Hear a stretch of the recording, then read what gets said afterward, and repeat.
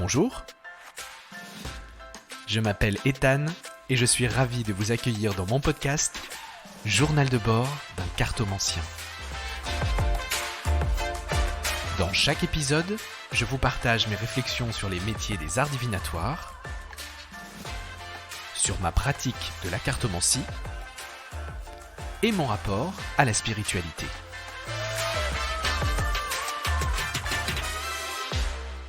Bienvenue dans ce nouvel épisode du podcast. Je suis ravi de pouvoir vous retrouver une nouvelle fois aujourd'hui. Alors aujourd'hui, quand je prends le micro pour enregistrer, il est samedi, cet épisode sortira jeudi. Oui, parce que j'ai décidé maintenant que les épisodes sortiraient le jeudi soir à 18h. J'aimerais essayer, alors je dis bien essayer parce que je n'en oublie pas que je me suis fixé un objectif de liberté avec ce podcast, mais j'aimerais tout de même essayer de dispatcher d'un côté la liberté, c'est-à-dire la liberté de l'enregistrer quand je le veux, mais de nous donner à nous toutes et tous un rendez-vous régulier le jeudi soir à 18h, pour que vous puissiez avoir de quoi écouter le jeudi soir et surtout savoir quand est-ce que sortent les épisodes. Donc, ça sera le jeudi soir. Alors, je décide de prendre le micro aujourd'hui parce que hier, il m'est arrivé une chose un peu particulière. Alors, c'est pas normalement, c'est pas courant, mais cette année, c'est courant. Et ça devient problématique. Et ça va me permettre de poser une réflexion sur le rôle social du métier de voyant et de voyante. Alors là, ça peut paraître très étrange de dire comme ça, oui mais le rôle social, il n'y a pas de rôle social dans le métier du voyant ou de la voyante. Eh bien moi je vais vous répondre aussi. Vous n'imaginez pas le nombre de personnes qui peuvent arriver dans une situation de détresse que la consultation représente soit le dernier espoir ou soit la solution la plus facilement acceptable, autre que celle d'aller consulter quelqu'un, un psychologue, une thérapeute, peu importe. Et cette année 2022, je trouve que le constat est réellement alarmant. Moi je suis un ancien infirmier, Célia avec qui je travaille, qui est mon assistante, est une ancienne infirmière, on était ensemble sur les bancs de l'école, donc on est formés, on a eu une formation en tout cas sur la prévention du risque suicidaire, et la prise en charge, on va dire, des comportements à risque. Et cette année, je suis vraiment estomaqué parce que j'ai appris la semaine dernière que je venais de perdre mon 3e client de l'année, qui a mis fin à ses jours. Et c'est le 3e. Alors ça fait, comparativement aux autres années, c'est énorme. C'est énorme. Sans parler de tous les appels de détresse que j'ai pu recevoir cette année et qui n'ont fait que monter crescendo. Et encore hier, et c'est ce qui me motive à prendre le micro aujourd'hui, pour parler justement de ce lien social très méconnu et pourtant important, qui n'est pas un lien social que l'on se donne nous-mêmes, mais que les consultants et les consultantes voient ou viennent chercher ou nous donnent. Et on va parler de la responsabilité, ça m'amènera à une réflexion justement sur la responsabilité et les capacités. Et hier, sur mon répondeur, et alors moi, ça me met dans tous mes états quand j'entends ça, parce que j'ai reçu... Alors, faut que je vous explique. C'est-à-dire que moi, quand on m'appelle, par exemple, pour prendre rendez-vous, on ne tombe pas sur moi, on tombe sur mon répondeur et on doit laisser un message. Et soit Célia rappelle, soit moi je rappelle. Mais on ne tombe pas directement sur moi pour pas que je sois dérangé, par exemple, quand je suis dans les consultations. Et j'ai remarqué que les gens étaient très pressés. Et par exemple, si on ne répond pas tout de suite, les gens peuvent rappeler 2, 3, 4, 5 fois dans la même heure. Donc pour éviter que moi, ça m'agace quand je suis en consultation, et pour éviter de m'amputer du double appel sur mon téléphone portable, parce que j'ai 2 cartes SIM dans mon téléphone portable, j'ai décidé de renvoyer tous les appels directement sur les répondeurs. Et puis nous, on rappelle directement dans la journée. Et hier, j'ai eu une suite de messages laissés sur mon répondeur par une consultante à moi que j'ai régulièrement depuis au moins presque 10 ans. Alors quand je dis régulièrement, c'est 1 à 2 fois dans l'année, c'est pas plus. Et ça, c'est déjà très régulier pour moi. et qui était au bout, qui était en larmes, qui me disait Ethan, ça va pas. Ethan, je suis au fond du gouffre. Ethan, je suis perdu. Et moi, quand j'entends ça, d'une, déjà humainement, moi, ça me chamboule. Hein, voilà. Et de deux, ça m'amène toujours à un énorme effort de positionnement professionnel. Pourquoi? Eh bien, pour ne pas oublier deux choses. Que la première, ce genre d'appels, eh bien, sont des cris d'alerte et qu'ils ne doivent pas être ignorés et qu'on doit faire le maximum au moins pour y répondre et assurer une première écoute. Et en général, dans ces cas-là, voilà, j'appelle les gens, je discute avec eux. C'est pas dans le cadre d'une consultation. Et puis voilà, il y a pas de consultation, il y a rien de payant derrière. Et c'est juste pour discuter avec eux, prendre le pouls pour désamorcer, essayer, en tout cas, si c'est possible, de désamorcer la situation de détresse du moment. Et surtout, dans un deuxième temps, pour pouvoir réorienter vers un ou une thérapeute, que ce soit une ligne d'écoute. Alors moi j'ai un petit mémo avec les numéros de téléphone vert par exemple, la ligne antidrogue, la ligne tabac info service, la ligne SOS amitié, la ligne écoute suicide, voilà, qui sont des numéros de téléphone que je donne assez facilement en première intention. Et ensuite, je conseille d'aller voir un ou une thérapeute. Voilà, en fonction de la situation bien sûr. Parce que je n'oublie pas que mon métier n'est pas d'être thérapeute. Et même si moi j'aimerais pouvoir aider et faire disparaître la souffrance de cette personne en un claquement de doigts, déjà même pour un thérapeute en un claquement de doigts ça me semble difficile, et encore moins pour quelqu'un qui n'est pas thérapeute. Même si j'ai fait des formations en psychotraumatologie, même si j'ai fait des formations en psychopathologie, même si je suis un ancien infirmier, je sais que ma position aujourd'hui de professionnel des arts divinatoires n'est pas la meilleure et n'est pas la plus compétente pour prendre en charge quelqu'un dans un moment de crise, de souffrance et de douleur. Donc, je travaille en collaboration et je préfère désamorcer. Mais parfois, désamorcer, c'est pas possible. Parfois, on arrive trop tard. Et vous allez comprendre pourquoi ce thème aujourd'hui me tient à cœur et je voulais en parler avec vous. Et je dirais presque vous confier ça dans ce journal de bord. Parce qu'il y a 15 jours, non, je ne sais plus, 15 jours ou la semaine dernière, je me mélange dans les dates. J'ai, comme je vous ai dit, j'ai perdu un client. Et ce client-là avait essayé de m'appeler la semaine précédente. Il était tombé sur le répondeur, avait laissé son message. Célia avait essayé de le joindre, on a ces messages. Et dans ces messages, rien, en tout cas que ce soit dans le vocabulaire, que ce soit dans l'intonation, ou que ce soit dans l'expression de la demande, n'aurait pu laisser à penser que 5 jours plus tard, cette personne mette fin à ses jours. Alors c'était, il me semble, jeudi que ce client a appelé, a laissé un message, Célia l'a rappelé le jeudi, ils se sont ratés, ils n'ont pas réussi à savoir. Le vendredi, ils ont réussi enfin à savoir et les disponibilités dans l'agenda ne coïncidaient pas, ils souhaitaient prendre rendez-vous. Et le lundi, donc Célia a essayé de le rappeler puisqu'on en avait discuté ensemble, donc je lui avais débloqué un créneau spécial. Et elle n'arrivait pas à le joindre. Et puis mardi non plus, mercredi non plus. Jusqu'à ce que vendredi, j'apprenne, par l'intermédiaire d'une de ses amies, qu'il avait mis fin à ses jours. Alors je peux vous dire que quand ça vous arrive, ça vous secoue. Ça vous secoue parce que vous vous demandez, mince, si... on va pas... Allez, Ethan, ressaisis-toi. Si ça s'était passé différemment, si on avait réussi au final à savoir, est-ce que l'issue aurait été différente? Personne ne le saura jamais. Et dans la mesure où on n'a eu aucun élément qui nous aurait, qui nous aurait permis d'allumer moi ce que j'appelle des red flags, des drapeaux rouges, nous disant attention danger, non.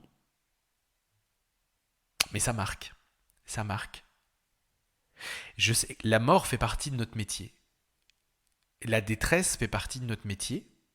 La souffrance fait partie de notre métier. Alors bien sûr, Là, cet épisode y est consacré, et n'allez pas croire que c'est le lot de tous les consultants, c'est peut-être le lot de 2 ou 3% des consultants.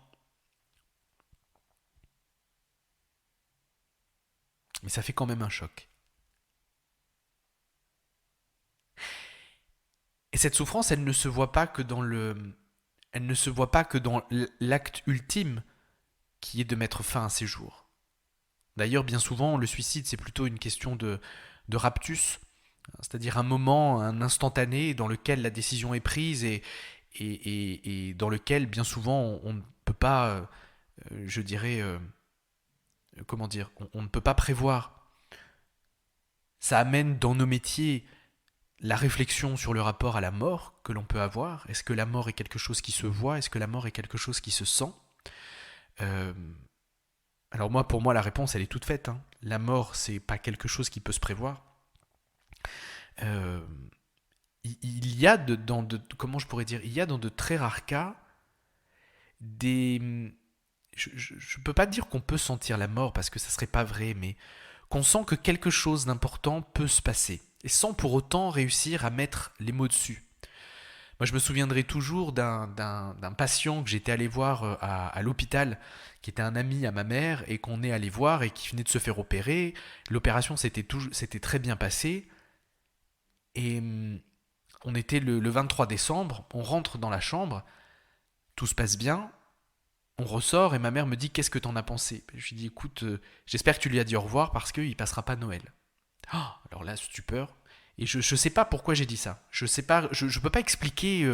Je n'ai rien entendu. C'était juste un espèce de ressenti, mais je peux pas expliquer pourquoi est-ce que je l'ai analysé comme ça. Et au final, il est parti dans la nuit du 24 au 25 décembre. Il y a plein de petits cas comme ça, des cas, euh, par exemple, une cliente qui est américaine, qui me consulte depuis 2-3 ans. Sa plus grande peur, c'était que son père, qui était à l'étranger, donc qui n'était pas aux États-Unis, décède. Et à chaque fois, je faisais en sorte que la consultation, puisque c'est des sujets que je n'aborde jamais, la mort et la santé, c'est des, voilà, la mort, personne n'est Dieu, et donc pour moi, ça appartient à Dieu, et Dieu seul sait, et Dieu sait qu'il n'est pas bavard sur ces questions-là. Mais ce qui n'empêche pas que si, vous voyez, j'ai quelque chose, une croyance établie et structurée dans mon esprit, ça n'empêche pas que je suis quand même obligé d'être, comment dire, d'être dans la cohérence de l'observation des faits que je peux vivre. Hein. Et donc, par exemple, avec cette consultante-là, c'était à Noël, à la jonction entre 2021 et 2022, et elle me dit, voilà, je pars, je vais à l'étranger, je vais passer Noël avec mon père. Elle me dit, je rentre le 4 janvier. Je lui dis, écoutez, je ne sais pas pourquoi, mais prenez une semaine de plus. Ne rentrez pas le 4 janvier, rentrez la semaine d'après. Je lui dis, profitez de ce temps, rentrez la semaine d'après, vous aurez besoin de rester une semaine de plus. Son père est décédé le 1er janvier. Et pourtant, j'ai pas été capable comment dire, de pouvoir dire votre père va partir. Mais ça s'est manifesté d'une autre façon, ça s'est manifesté différemment. Et puis parfois, parfois ça ne se sent pas. Parfois, rien ne nous permet de pouvoir pressentir la moindre petite chose. Et comme je dis toujours, on voit bien ce qu'on veut nous montrer.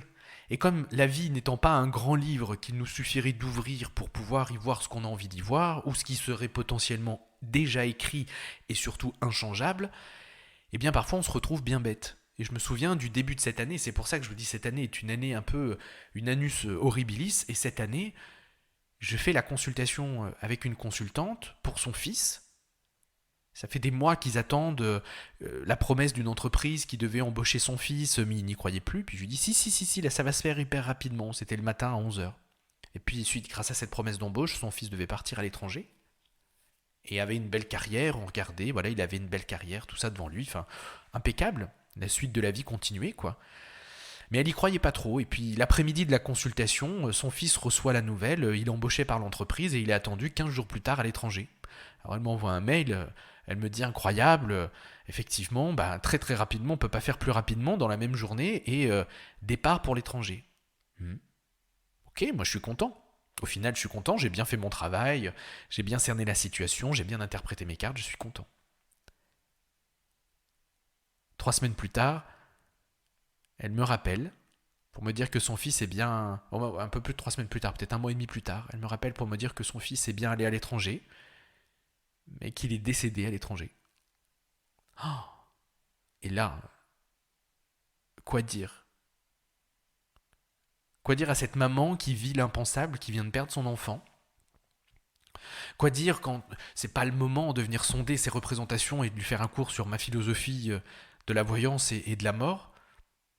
Et au final, le plus important, c'est surtout sa souffrance.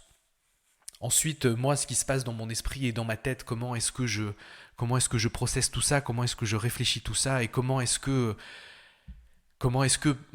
avec des expériences comme celle-ci, on se reprend une claque d'humilité et qu'on se dit, oh, ah ouais.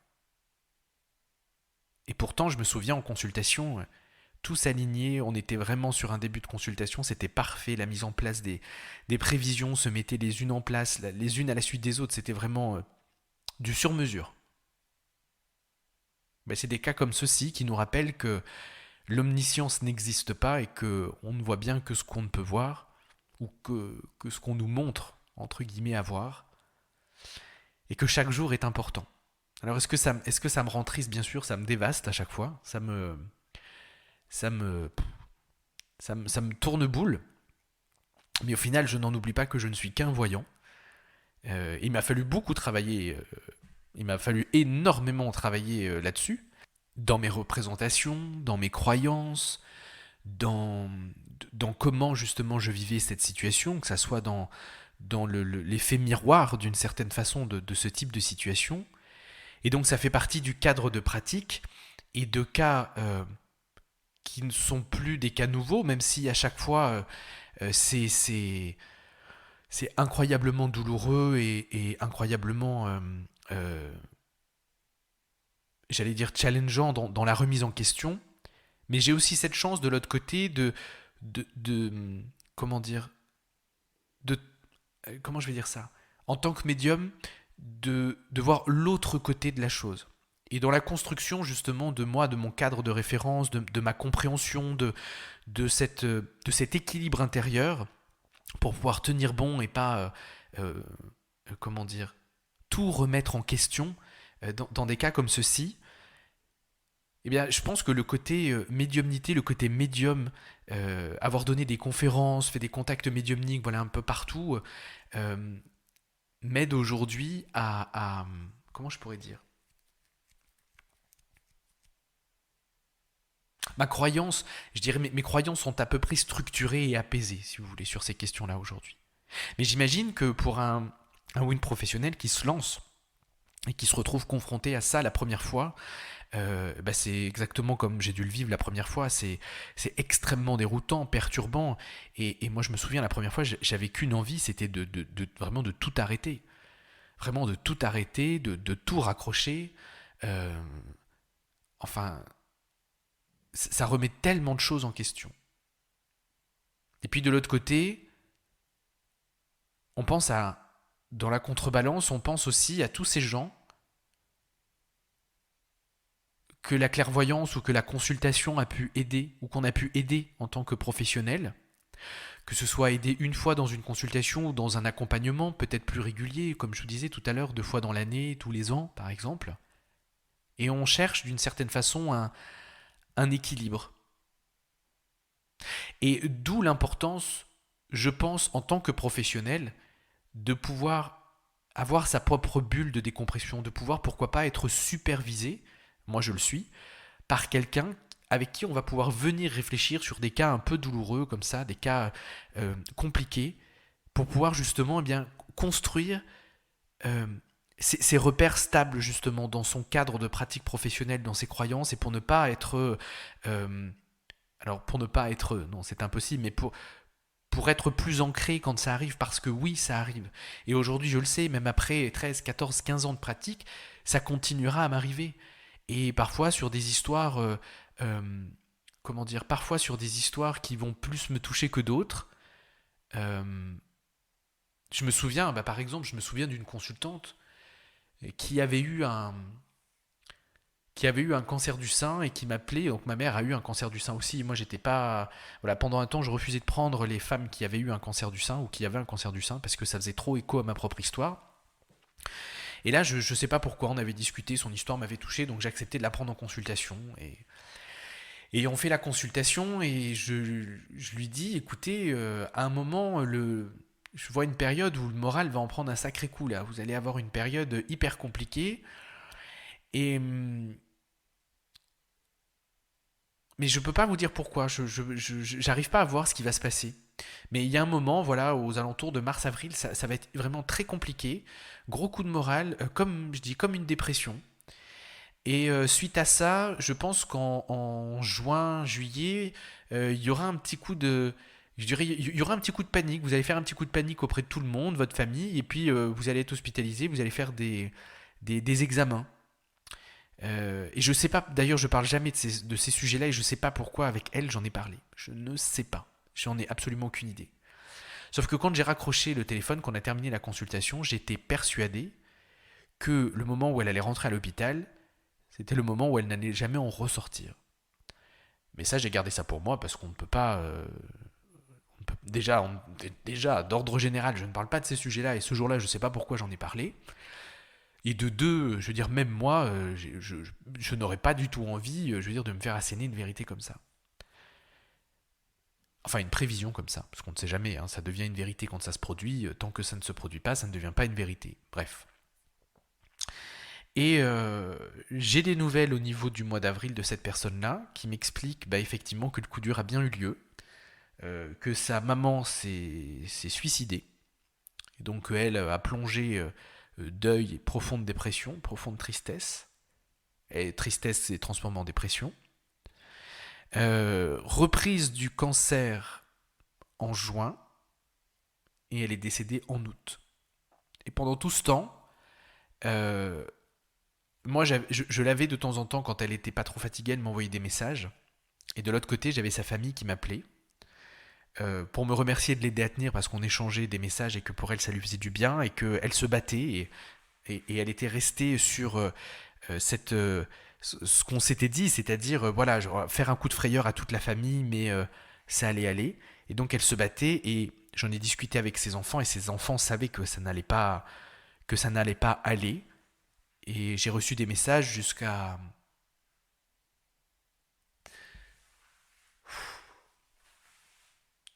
fin août, jusqu'à ce que sa fille m'annonce que sa mère était partie. Voilà. Vous voyez, c'est pas facile, hein. Donc quand on dit qu'on... C'est pour ça que ça me fait doucement rire, parce que quand je vois les gens... Oh, c'est pas facile comme épisode. Et vous savez, c'est ça qui me fait le plus mal, parce que quand je vois les gens ou les reportages, par exemple, dire les voyants c'est des charlots, les voyants c'est des... Moi j'ai envie de leur dire, mais venez, venez bon sang, venez dans nos cabinets, venez faire les consultations, venez, et vous verrez. Et vous verrez que le métier, il est très très loin de ce que vous pensez. Venez voir le lien social que l'on crée au quotidien. Venez voir le nombre de personnes, euh, non pas en se positionnant en sauveur, mais simplement par l'acte de la consultation. Venez voir le nombre de personnes qui trouvent d'une certaine façon courage et espoir à l'issue d'une consultation. Venez voir le nombre de personnes qui trouvent le déclic d'aller consulter un thérapeute ou une thérapeute après une consultation.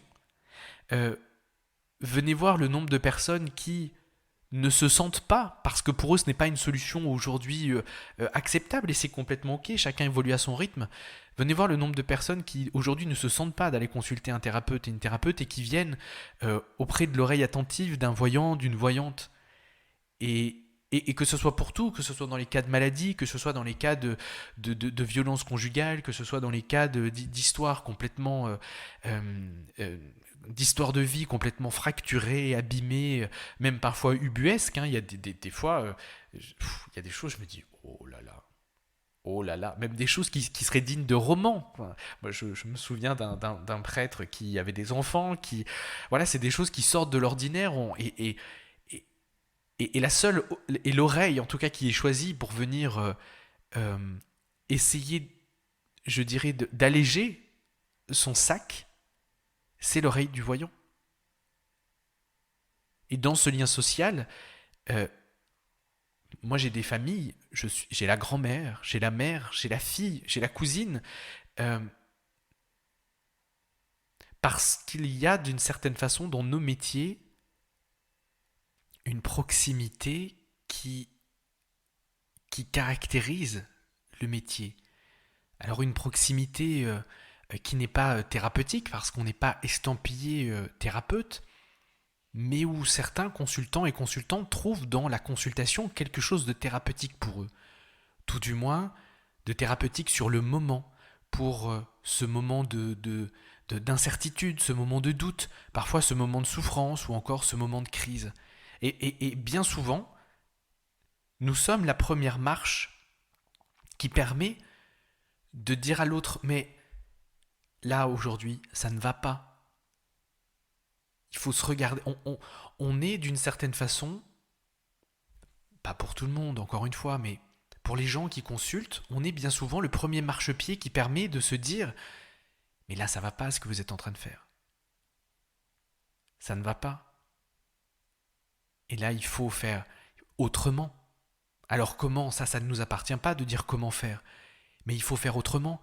Et il y a quelque chose de très miroir dans la consultation, c'est-à-dire que quand on consulte, on vient déjà se faire parler de son présent, on vient se faire entendre raconter sa vie par quelqu'un qui ne nous connaît pas ou quelqu'un qui ne vit pas au quotidien avec nous. Et on vient mettre sur la table, sans avoir besoin de le dire, ce qu'on vit à l'intérieur de soi-même. Et donc, il y a quelque chose de magique dans ce lien de la consultation qui fait que lorsqu'on s'entend raconter sa propre histoire de la bouche d'un inconnu ou de quelqu'un que l'on ne voit que très peu, 1 à 2 fois dans l'année, et c'est pas suffisant pour dire qu'on connaît quelqu'un sur le bout des doigts. Il y a quelque chose de très, alors je vais utiliser le mot cathartique, mais je ne sais pas si je vais l'utiliser à bon escient, mais c'est le mot qui me vient, il y a quelque chose de très cathartique. Nos métiers sont des métiers de proximité. Et c'est d'ailleurs dans ma pratique aujourd'hui quelque chose qui me dérange parce que j'ai, alors je vais dire la chance, et vous allez dire le garçon il se plaint, mais j'ai la chance d'avoir un agenda qui est plein à 2 semaines, 3 semaines, voire même des fois 2 mois ou 3 mois, ça dépend des périodes de l'année. Mais d'une certaine façon, à cause de ça, j'ai l'impression de passer à côté de d'une certaine partie de mon métier. Quand j'exerçais en Franche-Comté, je recevais les gens à la maison, dans mon bureau, à la maison. Mais les gens s'arrêtaient le samedi, les gens s'arrêtaient le dimanche, des gens que j'avais déjà eu en consultation, qui venaient pour dire bonjour. Les gens venaient le dimanche parce qu'ils venaient de se faire quitter et qu'ils ne savaient pas vers qui se retourner, ils venaient à la maison. Et ça fait partie du métier. Certains aujourd'hui diront je ne veux pas être dérangé le dimanche. Je peux le comprendre, moi aussi. Mais qu'on soit bien clair, c'est pas tous les dimanches. C'est peut-être un dimanche. Voilà, c'est peut-être un dimanche dans le mois. Après, sinon, ça serait un appel téléphonique ou. Mais je dirais d'une certaine partie, ça fait. Enfin, d'une certaine façon, ça fait partie, en tout cas selon moi, de ma conception du métier. De cette proximité. Et là, c'est là où je pense que le rapport entre voyant des villes et voyant des campagnes est peut-être différent. Mais là, voilà, je veux pas. Il n'y a rien de péjoratif, attention dans ce que je dis. Mais moi, je vois le dimanche, le chasseur s'arrêter parce qu'il avait perdu son chien. Et il voulait savoir si j'avais pas une intuition, quelque chose, voilà, comme ça. Et alors il venait avec son collier, avec un de ses colliers, pour savoir si je pouvais pas dire où le chien était parti. Un tel a disparu cette semaine, on l'a pas retrouvé, ça fait 4 jours, est-ce que t'aurais pas une idée? Mon mari m'a quitté, il est parti de la maison, est-ce qu'on va se remettre ensemble? C'est ça la véritable réalité du métier de voyant ou de voyante. C'est la proximité. Mais la proximité professionnelle, c'est-à-dire pas la fausse proximité, et c'est d'ailleurs une des raisons pour laquelle moi je ne tutoie pas, que ce soit d'ailleurs sur les réseaux sociaux ou même en consultation, je dis toujours vous. Après si le consultant demande si on peut se dire tu, là effectivement on peut se dire tu. Mais c'est pour que cette proximité ne se transforme pas, que cette relation au final parasociale ne se transforme pas en relation pseudo-amicale qui au final serait complètement faussée et qui ne me permettrait plus d'exercer mon positionnement professionnel, mon rôle professionnel. Et de pouvoir garantir un lien neutre et efficace. D'ailleurs, il y a très peu de consultants au cours de ma carrière avec qui je suis devenu ami. Ils peuvent se compter, je pense, sur les doigts d'une main. Parce que c'est très rare. Mais la réalité de nos métiers, c'est celle-ci. C'est celle de la proximité. Et donc, quand je disais tout à l'heure que voilà, moi j'ai l'impression de passer à côté parce que eh bien, mon agenda est plein à l'avance, bien sûr, je ne me plains pas. Et j'ai travaillé, et cet agenda, il n'est pas plein à l'avance juste par l'opération du Saint-Esprit, ou juste par l'univers. Quoi qu'il en soit, merci quand même à lui s'il y a un peu pour quelque chose, mais parce que j'ai travaillé pour. Mais c'est vrai que à cause de ça, eh bien, j'ai l'impression un petit peu de passer à côté, parce que on est obligé de se limiter, et ça on en reparlera dans un autre épisode, mais on est obligé de se limiter en nombre de consultations, 3 ou 4 grand maximum dans la journée, alors que parfois on pourrait en prendre 10, parce qu'il y a 10 coups de téléphone, parce qu'il y a 10 personnes qui auraient besoin. Mais être professionnel, c'est aussi ça. Et pour garantir ce lien, il faut savoir parfois aussi poser des limites. Et c'est ça que j'aimerais justement que l'on voit du métier.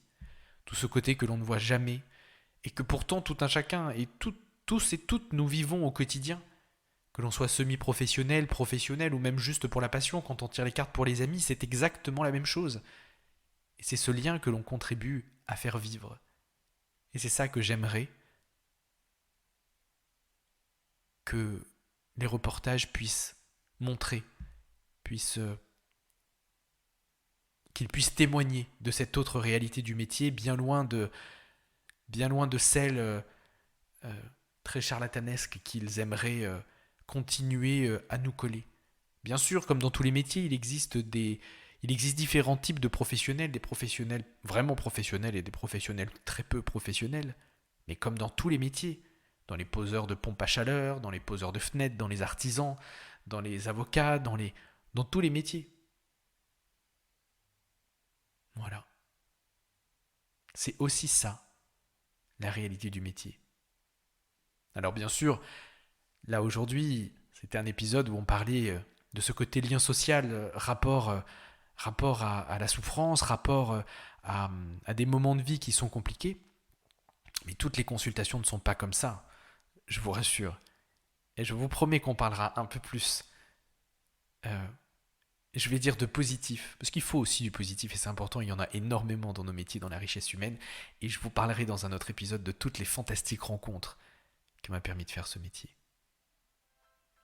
Mais pour aujourd'hui, cet épisode est terminé. Je vous souhaite de prendre soin de vous. Venez partager vos réactions et vos réflexions sur mes réseaux sociaux et notamment sur Instagram. Je vous souhaite une très bonne fin de semaine et je vous dis à très bientôt.